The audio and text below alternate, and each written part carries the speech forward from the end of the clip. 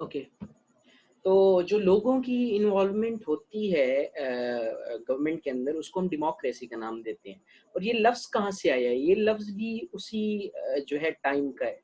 कैसे कि परक्लिस जब परक्लिस का दौर था एथेंस के अंदर, तो वहाँ पे सबसे इम्पोर्टेंट जो लॉ इन्फोर्समेंट थे या सिक्योरिटी फोर्सेस थी, उनमें से एक थी नेवी। ठीक है, नेवी फोर्सेस। अब नेवी फोर्सेस को जो है ना, वो सबसे कम तर समझा जाता था। ठीक है, उस वक्त सबसे कम तर जो है वो एक फोर्स समझा जाता था। तो जो नेवी के लोग होते थे ना, they use to call as demos, DEMOS, demos. ठीक है। तो जो नेवी के या डेमोस थे, वो जो है ना परक्लिस के पास जाते हैं कि हम आपकी इतनी मतलब शहर को संभाल रहे हैं, ये कर रहे हैं, वो कर रहे हैं, तो हमें भी बोलने की इजाजत होनी चाहिए।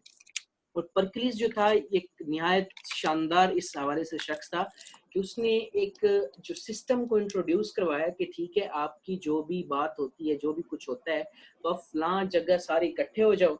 और वो जो फलां जगह थी, मुझे एग्जैक्टली उसका नाम याद नहीं है, वहाँ पे जो है ना वो ब्लैक और वाइट स्टोन्स पड़े होते थे, उसके थ्रू जो है ना आप वोटिंग करके अपनी बात जो है वो मनवा सकते हो। ठीक है, तो यहाँ से डेमोक्रेसी का आगाज होता है। कि डेमोक्रेसी का मतलब क्या है? डेमो लफ्ज जो है ना, इट रेफर्स टू डेमोस, वही जो नेवी के लोग थे। और क्रेसी कहते हैं rule, rule of the demos को हम डेमोक्रेसी कहते हैं बेसिकली। ये बात क्लियर हो गई डेमोक्रेसी की? हाँ जी। अच्छा, और इसके बाद जो दूसरी चीज थी ना, वो स्पार्टा के अंदर अरिस्टोक्रेसी थी। अरिस्टोक्रेसी क्या होती है?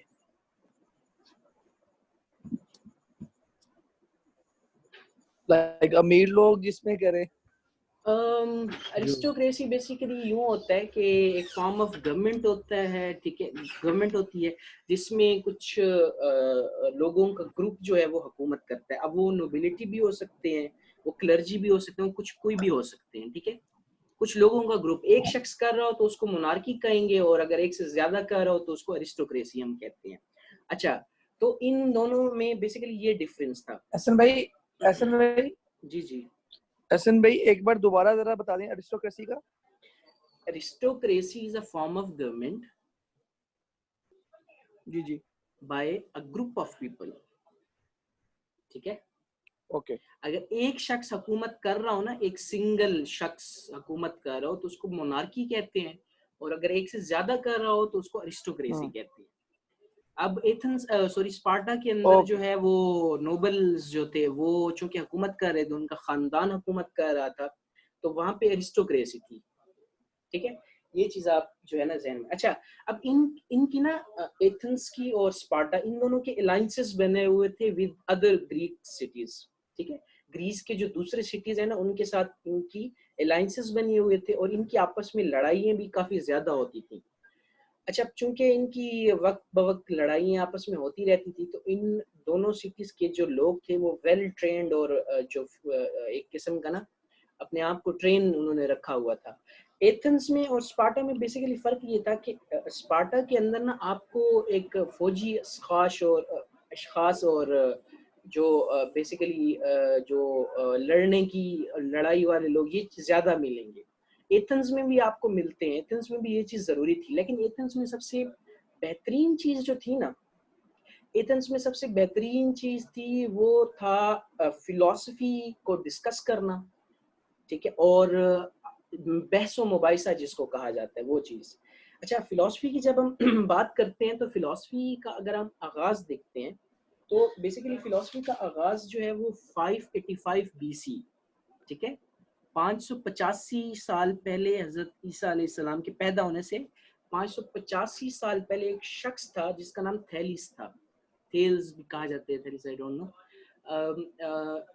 उसने जब एक्लिप्सिस की थ्योरी दी थी ना, कि एक्लिप्सिस को ऑब्जर्व किया था और उसके थ्रू जो है वो अपनी एक बात रखी थी लोगों के आगे, तो वहां से जो है वो फिलॉसफी का आगाज होता है।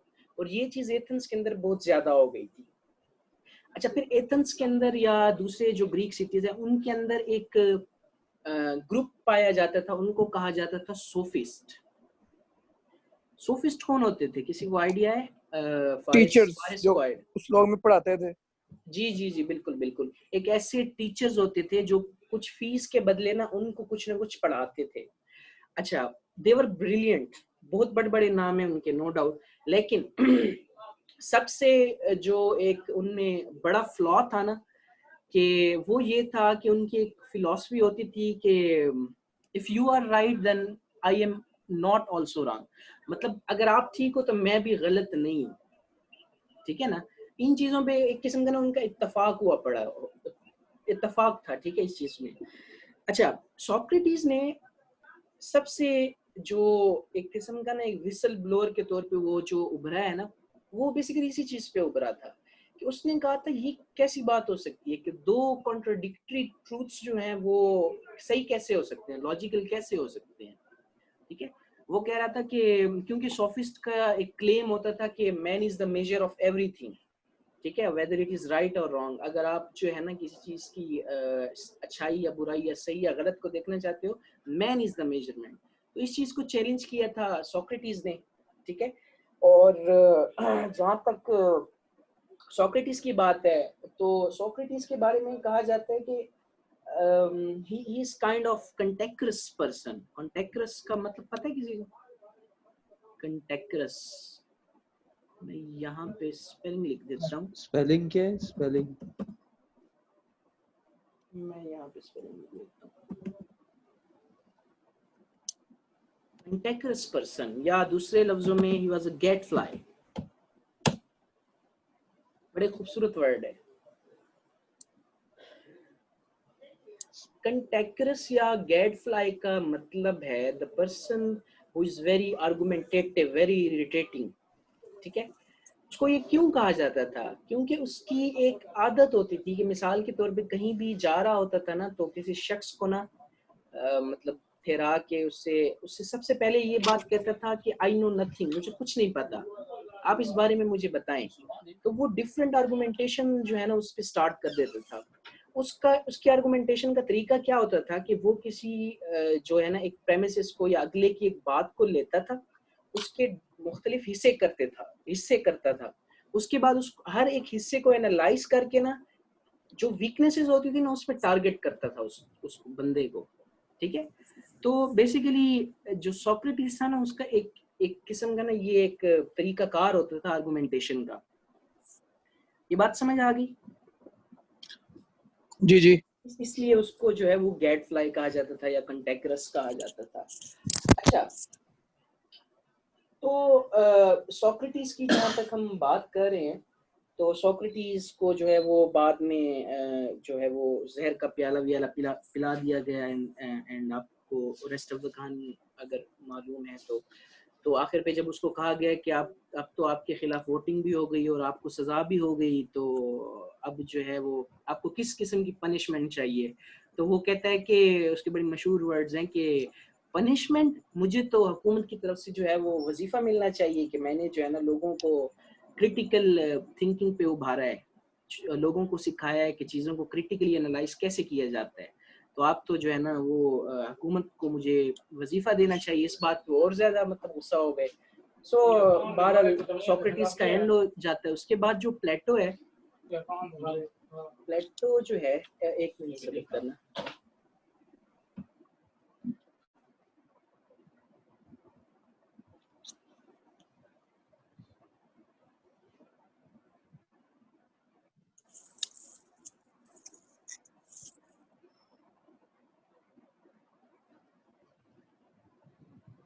अच्छा यहाँ तक समझ आ रही है? कोई मसला? जी। कोई मसला?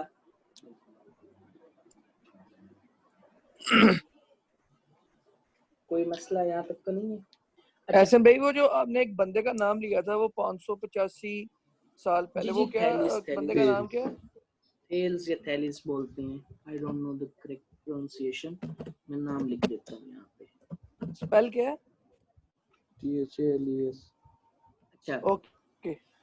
सो हम बात कर रहे थे सोक्रेटिस जो है वो चला गया दुनिया से। उसके बाद जो प्लेटो है वो एक किस्म का जो है वो मुल्क बदर हो गया या खुद चला गया, वल्लाह आलम। इस पे भी जो है ना वो दो व्यूज पाए जाते हैं। बहरहाल जो प्लेटो है, चूंकि सोक्रेटिस का ना एक बहुत एक फेमस कोट है that ignorance is the biggest evil and virtue is knowledge. इसी चीज को लेके प्लेटो जो है वो पूरी दुनिया में फिरा, उसने इल्म की तलाश शुरू कर दी कि नॉलेज है क्या, पानी की बोतल उत्ते कहते घाल दे ओनू किसे, कह के। नॉलेज कहते किसे, वो इसकी तलाश में चला गया। अच्छा, जब प्लेटो वापस आता है तो सबसे पहला काम उसका ये होता है कि वो अपनी जो है वो एक एकेडमी कायम करता है। ठीक है। अच्छा हसन भाई, अब इधर से प्लेटो शुरू कर लिया हमने।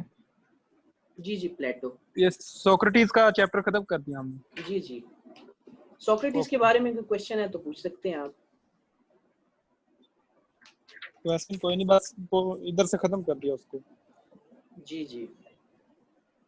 अच्छा, तो जो प्लेटो है बेसिकली वो जब वापस आता है तो प्लेटो जब एग्जाइल में होता है या खुद चला गया हुआ होता है, उसको एक इजिप्ट के अंदर अरेस्ट भी होता है, तो उसके जो दोस्त है बाब होते हैं उसको छुड़वा के वापस ले आते हैं। जब वो एथेंस वापस आता है तो सबसे पहला काम वो ये करता है कि वो जो है ना एक एकेडमी कायम करता है अकेडमस के नाम से। ठीक है, एक यूनिवर्सिटी कायम करता है जिसमें स्टूडेंट्स को पढ़ाता है। एकेडमस बेसिकली जो है ना ये एक ग्रीक हीरो का नाम है, उसके नाम पे जो है ना वो उस एकेडमी का नाम रखता है। और आज जब कभी भी एकेडमी का वर्ड यूज हो रहा होता है या एकेडमिक्स का वर्ड यूज हो रहा होता है, basically we are referring to that university, that institute जो कि प्लेटो ने फॉर्म किया था। ठीक है। अच्छा, प्लेटो के एकेडमस बारे उनका में, हीरो था यानी कि। जी जी, एकेडमस उनका हीरो था ग्रीक्स का। प्लेटो के बारे में आपको थोड़ी सी मैं और डिटेल बता दूं। इसकी जो तारीख़ पैदाइश है वो 427 बीसी, जिस तरह आपको शायद नज़र आ रहा होगा, 427 बीसी और 347 बीसी। ठीक है। बीसी आपको पता है कि बीसी का जो ड्यूरेशन है वो कम होता है हमेशा। और इसका असल नाम जो था वो अरिस्टोक्लेस था। इसका असल नाम प्लेटो नहीं था। इसका प्लेटो जो है ये एक किस्म का इसको लक़ब दिया गया था, जिसका मतलब होता है कि एक बड़ा इल्मी शख्स या इल्म वाला।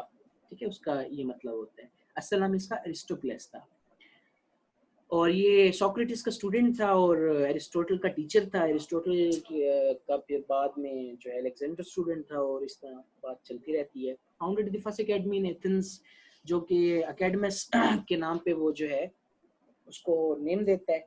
और इसमें वो फिलॉसफी, मैथमेटिक्स और जिम्नास्टिक और ये चीज़ें सिखाता था। अच्छा, European philosophical tradition consist of a series of footnotes. ये बड़ी इंपॉर्टेंट बात है, यहाँ पे आपको सेकंड लास्ट लाइन में एक नजर आ रहा होगा। European philosophical tradition consist of a series of footnotes to Plato, Alfred North Whitehead. Basically इस बात का ये मतलब है कि आज जितनी भी पॉलिटिकल थॉट्स होती हैं या पॉलिटिकल बातें होती हैं, ये जो कुछ भी जो कि रेफर करता है पॉलिटिकल फिलॉसफी के हवाले से, उसमें प्लेटो के फुटनोट्स ही इस्तेमाल किए जाते हैं। मतलब अगर कोई शख्स कोई बात कर रहा है ना, तो उसका मंबा जो है वो कहीं ना कहीं प्लेटो से लाजमी मिलता है। ठीक है, इस बात का ये मतलब है। ये बात समझ आ गई? जी जी जी। ओके। अच्छा, उसके बाद जो प्लेटो जब एकेडमी जब अपनी कायम करता है तो बेसिकली जो सबसे इम्पोर्टेंट उसका काम है ना, वो क्या होता है, वो उसका होता है प्रॉब्लम्स ऑफ यूनिवर्सल को सॉल्व करना। प्रॉब्लम्स ऑफ यूनिवर्सल क्या था? प्रॉब्लम्स ऑफ यूनिवर्सल जो है ना वो, यहाँ पे अगर मैं पेंट खोलता हूँ इसके थ्रू आपको समझाता हूँ। बेसिकली प्री सोक्रेटिक एरा में एक शख्स था, दो फिलोसफर्स थे बल्कि। एक का नाम जो है वो होता है हेराक्लिस और दूसरे का नाम परमेडियन। ठीक है, हेराक्लिस और परमेडियन, मैं ये लिख लेता हूँ। हेराक्लिस और परमेडियन। अच्छा, इन दोनों को समझना बहुत इंपॉर्टेंट है अगर आप प्लेटो को समझ रहे हो तो। कैसे? जो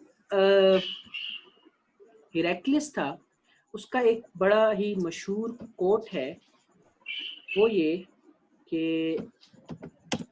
मैं आपको ये बता देता हूँ हेराक्लियस के हवाले से, हेराक्लियस सॉरी, एहसन भाई ये दोनों फिलोसफर थे जी जी जी, प्लेटो के फिलोसफर दौर थे, में। जी जी जी। Okay okay. हेराक्लियस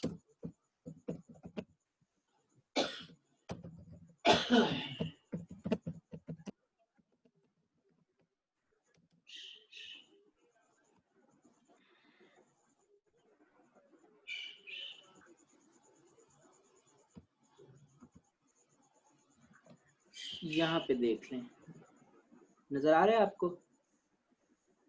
जी अच्छा, ये जो हिराक्लियस है ना, ये प्लेटो के दौर में नहीं है, ये प्री सोक्रेटिक हैं, सोक्रेटिस से भी पहले के हैं दो शख्स, ठीक है। हिराक्लियस ये कहता है, हिराक्लिटस ये कहता है कि no man ever steps in the same river twice, for it's not the same river and is not the same man. इसका क्या मतलब है, किसी को समझ आ रही है ये बात?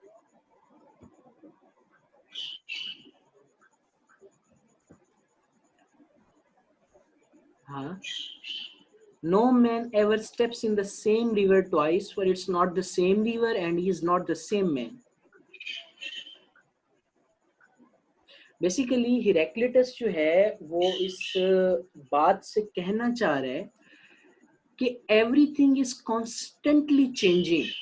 कैसे? अगर मिसाल के तौर पे मैं एक दरिया में पाँव रखता हूँ, फिर उसको निकालता हूँ, फिर दोबारा पाँव रखता हूँ, क्या मेरा जो क्या मैं जो हूँ वो चेंज हो गया हूँ या दरिया चेंज हो गया है? नहीं हुआ। कि हुआ है? यार आप थोड़ा सा पानी रिस्पॉन्स। चेंज हो गया नहीं होगा। पानी भी नहीं चेंज नहीं हो, पानी भी चेंज हो गया है और मैं भी चेंज हो गया हूँ। कैसे? जो एग्जैक्ट जिस पानी में ऑल मैंने इज कदम, फ्लक्स।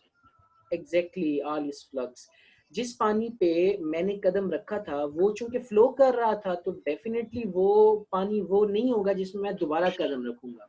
और दूसरी बात, जिस जिस वक्त मैंने पहले कदम रखा था और जिस वक्त मैंने बाद में कदम रखा है, इन दोनों के दरमियान जो टाइम गैप है, इसमें मेरे अंदर बहुत ज्यादा चेंजेस आ गए हैं, ठीक है, डिफरेंट चेंजेस, सेल्स का टूटना बनना वगैरह वगैरह ये वो, तो आई am not the same man. ऐसे ही है। तो हिराक्लिटस कहता था कि एवरीथिंग इज ठीक है कॉन्स्टेंटली चेंजिंग, ठीक है, everything in the universe is constantly changing, ठीक है। अच्छा, इस बात को जी जी परमेनाइडस ने ना चैलेंज किया था। फिर परमेनाइडस ने कैसे चैलेंज किया था? उसने ये कहा था कि यार आप जो है ना, ये जब बात कर रहे हो कि एवरीथिंग इज चेंजिंग, और इसकी मिसाल मैं यूं लेता हूं कि एक टाइम लिमिट है दुनिया का बनना, दुनिया का खत्म होना, ठीक है। उस टाइम लिमिट के अंदर, यहाँ पे मैं आपको थोड़ा सा समझा देता हूँ, ठीक है। इसका ये जो पॉइंट है ना, ये ऐसे समझे ओरिजिन ऑफ द यूनिवर्स है और ये एंड ऑफ द यूनिवर्स है। समझ गए? ये ओरिजिन है और जी ये ओरिजिन है, एंड दैट इज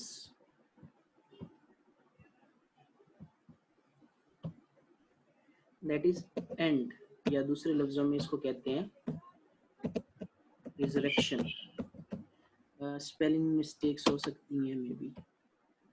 अच्छा, बहरहाल, अब इस टाइम लाइन के अंदर एक खास टाइम लाइन है, ठीक है, जिसमें जो है वो मेरी बर्थ होती है, और एक दूसरा खास टाइम लाइन है जिसमें मेरी डेथ होती है। ऐसे ही है। अच्छा, जी मेरी बर्थ से पहले मेरा वजूद जो है वो मौजूद था। कैसे? वो परमेनाइडस ये कहता है कि अगर आपका कहने का ये मतलब है कि देयर वाज नथिंग, ठीक है, फिर अचानक से कोई चीज़ आई और जो चीज़ एग्जिस्ट कर रही थी, ठीक है, वो दोबारा अचानक से चली गई, दैट डजंट मेक सेंस, ठीक है। क्यों? क्योंकि वो ये बात करता है, अगर हम इस चीज़ को थोड़ा सा समझे ना, ये मैं एक ट्रायंगल बना रहा हूँ, ठीक है।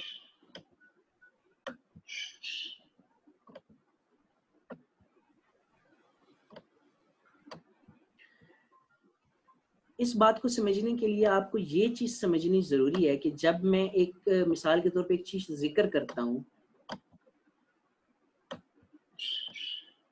इसका क्या मतलब होता है। मैन का मतलब ये होता है कि I am referring to the category of a gender, ऐसे ही है जी। अच्छा, हाँ। अगर मैं एक जेंडर की कैटेगरी को रेफर कर रहा हूँ, बट दुनिया में कोई भी दो शख्स या दो आदमी एक जैसे नहीं हो सकते कभी भी, उनमें डिफरेंस बहुत ज्यादा होता है, ठीक है ना। अब मिसाल के तौर पे इसकी दूसरी एग्जांपल यूं लेते हैं कि आप जो है ना जंगल में जाते हो, आप शेर को देखते हो, ठीक है। जब शेर को देखते हो, आप जितने भी शेर देखोगे उसको शेर क्यों कहते हो, उन हर एक शेर जो हर एक लाइन जो है वो दूसरे लाइन से बहुत डिफरेंट है, ठीक है। 90 to 95% जो है ना उसमें मतलब काफी हद तक जो है डिफरेंस पाया जाता है, लेकिन स्टिल हम उसको कैटेगराइज कर रहे होते हैं कि दे आर लाइन। जो भी शेर देखते हो आप उसको लाइन कहते हो, आप ये क्यों नहीं कहते कि इट इज जेनेरिक लाइन फला फला फला वाला, क्यों? हम इसलिए ये कह रहे होते हैं कि मिसाल के तौर पे मैं एक चीज बनाता हूँ, एक मिनट, इसको थोड़ा सा समझने वाली बात है। ये मिसाल के तौर पे मैं किसी चीज की कैरेक्टरिस्टिक बयान कर रहा हूं ना, ठीक है,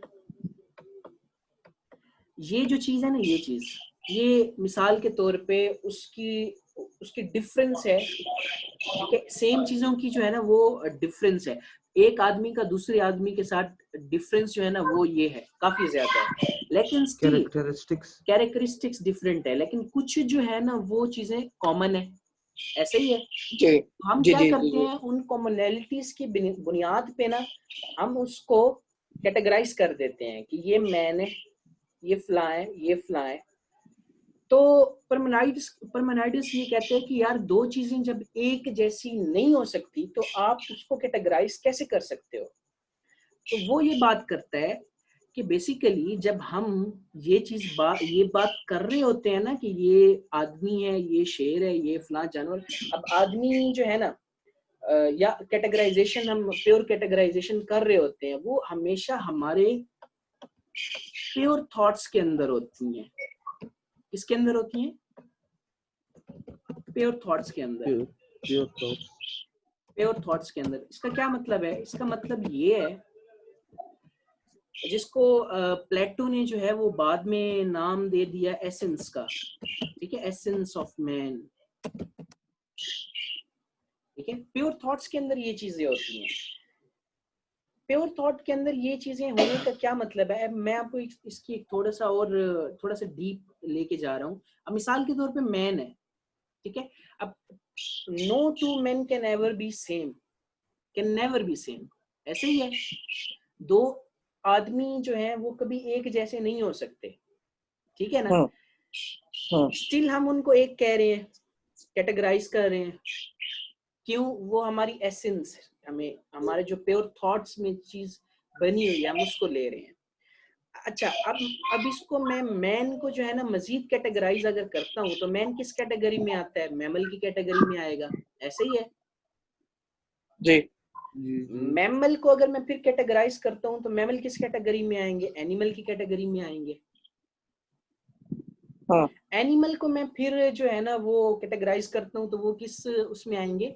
लिविंग थिंग की कैटेगरी में आएंगे, सो एंड सो फोर्थ। मतलब जितने भी एसेंस हैं, जितने भी डिफरेंट एसेंस हैं, उन एसेंसेस का कोई एक और एसेंस होता है, और इस तरह करते करते ना आखिर पे एक सिंगल एसेंस बनता है जिनसे ये सारी के सारे एसेंसेस वजूद में आए। ये बात समझ आई? नहीं समझ आई। देखो मिसाल के तौर पे हम देखो ना इसरार, मिसाल के तौर पे हम कहते हैं एक बॉल है, ठीक है, एक रेड बॉल है। क्या चीज है? हम रेड बॉल, हम कहते हैं कि ये एक जो है ना वो रेड बॉल है।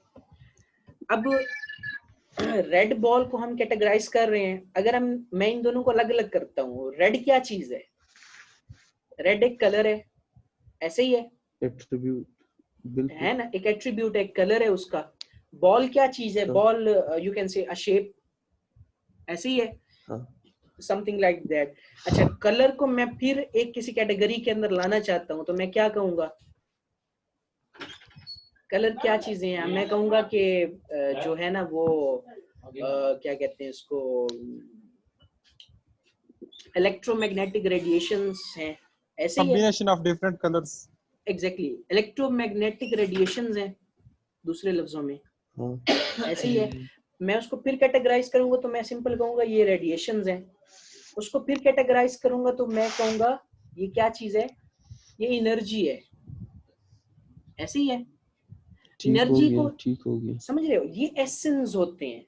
परमेडियस ये कहता है, उसका नाम बड़ा औखा है, परमानाइट्स परमानाइट्स, एग्जैक्टली। परमानाइट्स ये कहता है कि जितने भी एसेंसेस इस दुनिया के अंदर है ना, जो प्योर थॉट्स में हमारी हैं, हर एसेंस का एक एक अच्छा एक बेसिक एसेंस होता है, फिर उसका एक एसेंस होता है।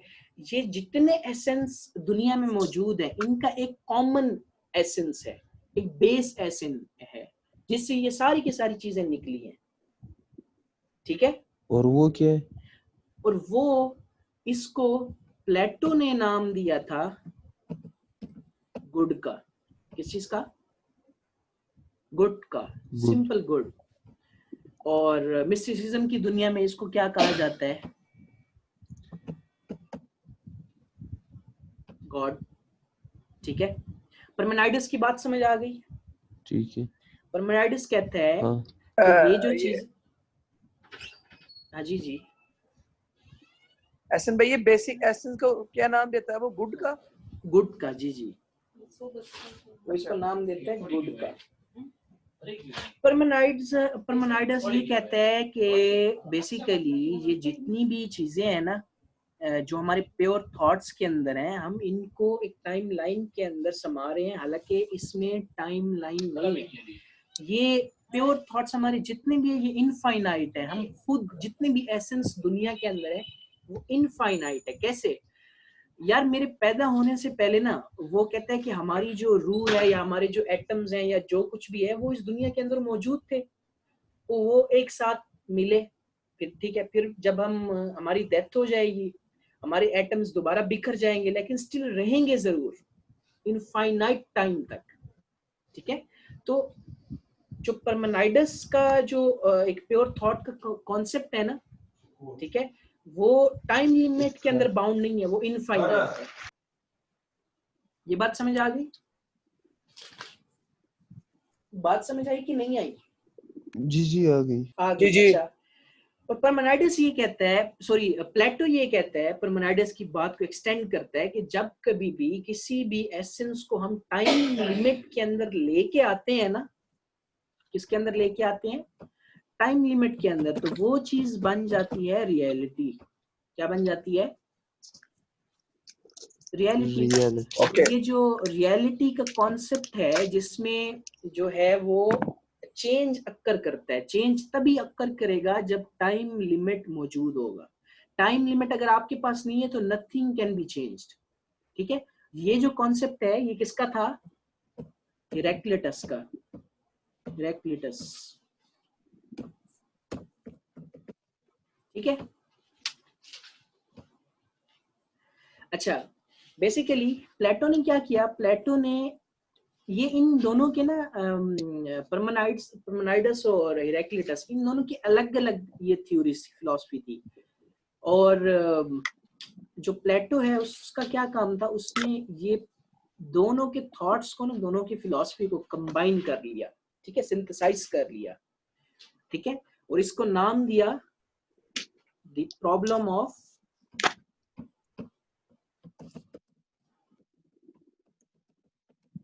यूनिवर्सल।